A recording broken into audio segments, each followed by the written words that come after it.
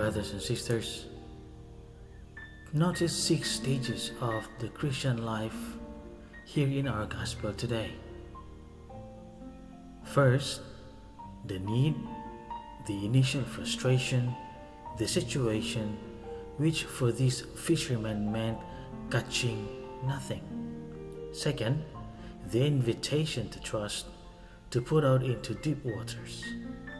Third, the disciples' positive response to Christ's invitation in both soul and body, both trust and obedience. Fourth, the result of the trust, which in their case was the miraculous catch of fish. And fifth, the reaction of humility in the face of this divine grace. And sixth, the call to be fishers of men and evangelists. Why does God let us suffer if He loves us? God let us suffer because He loves us and knows that if we don't suffer, if we don't experience need and loss and emptiness, then we can't appreciate deliverance and fullness. Our hands have to be empty for Him to come and fill them. If the disciples had caught fish that night, instead of spending a frustrating, miserable night catching nothing, they would not need Jesus' help or get it or appreciate it. Imagine if you never felt lonely. Nobody enjoys being lonely, but if you never felt lonely, you'd never appreciate a friend. God has to cultivate your hunger for Him before He supplies Himself as your food. God always interferes with our plans. If you want to give God a good laugh, tell Him your plans. God always goes beyond our expectations. Here, Jesus advises His disciples to put out into deep waters, to take a risk, to do something that seems fruitless and foolish. They complain, "We have worked hard all night and have caught nothing." And they do it. They do it for one reason only, because they trust Him. Jesus' word to His disciples seemed to make no sense to them. They knew there were no fish there.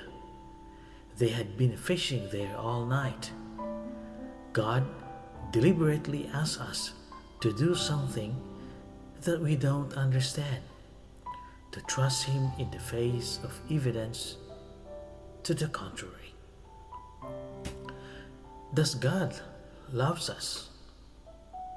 If He does, then He always does what is best for us in the long run, even when we don't see it. And since we don't see it, the only reason we have for obeying Him is faith. Personal faith. Faith from person to person, from you to God. God, I don't understand why You took so and so away from me by death, but I trust You. Jesus, I don't understand how You can be both totally divine and totally human at the same time, but I trust You. God, I don't understand how Your plan for my life will give me more happiness than mine, but I trust You. And then, when we choose to trust and act on that trust, it always comes through in the end. Sometimes immediately, and sometimes after a long period of testing. God's promises always come true. It's life's only absolute, 100%, ironclad guarantee. Men fail, even great men, even wise and saintly men, and even women. God never fails. If He did, He wouldn't be God. If God is God, then His promises are infallible. If they are not infallible, then God is not God. There is no third possibility. Our choice is not between this God and a lesser God. There are no lesser gods. Our choice is God or nothing. God will not outdone in generosity, says Mother Teresa. How could God be less generous, less loving than we think He is?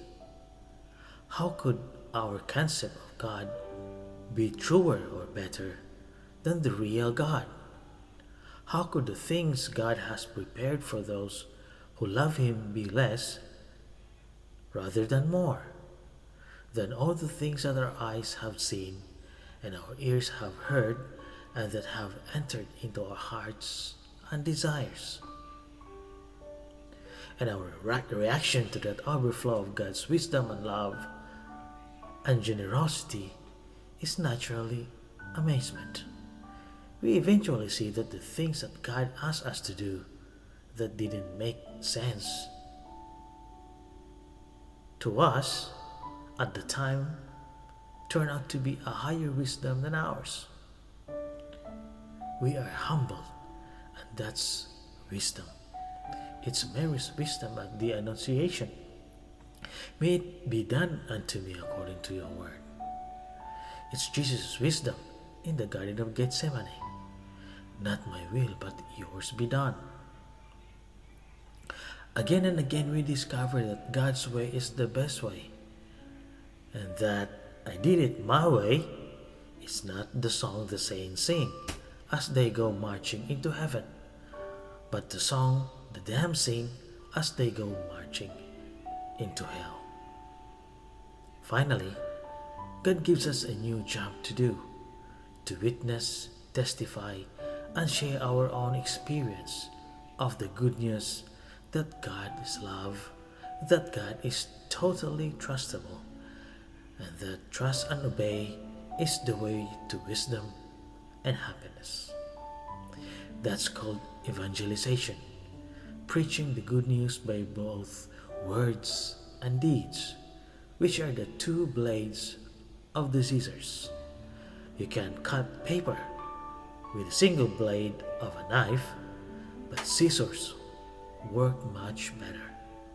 Your good deeds are the beginning, and they will puzzle people, and they'll eventually ask why, and that is the time for the words. Words without deeds are not enough, because they can always argue with your words, but they can't argue with your deeds. We hope and pray